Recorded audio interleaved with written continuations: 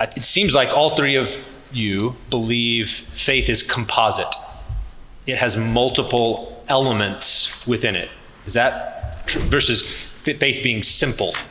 So faith being simple would be it's just one thing, and doesn't have parts. It's not composed of different elements or aspects. Whereas it seems that all three of you believe faith does have various aspects or elements or parts. Is that right? Yes. Yes for you. Yes for you. Yes, I just would want to say I would want to qualify within it. Maybe we strike that, but just to say, associated with it. Well, that's huge.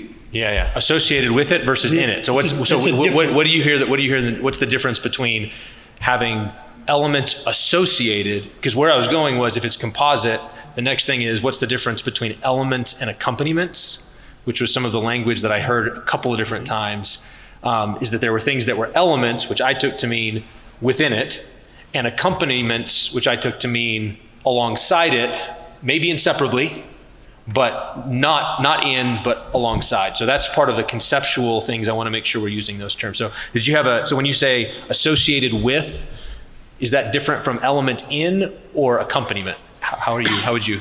Well, for example, the cleavage that's between Turretin and Edwards, where Edwards says love is of the essence of faith, whereas Turretin says trust is of the essence of faith. Those are two very distinct types of essences, if you will. And that's why, at least with the Westminster Confession of Faith, where it says there in 14:2, it says the principal acts of saving faith are resting, receiving, and accepting.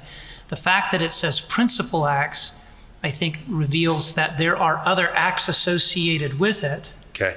but that the principal acts are resting, receiving, and accepting. So that, to put it this way, the empty hand rests, it receives. Whereas to love, that's not a passive thing. Put it this way, it's a doing thing. And so that's why they would say for saving faith, the principal acts are these passive things as we rest upon Christ wholly for our salvation. But then, as Dr. Waters said, inseparably connected to it, you have these other acts.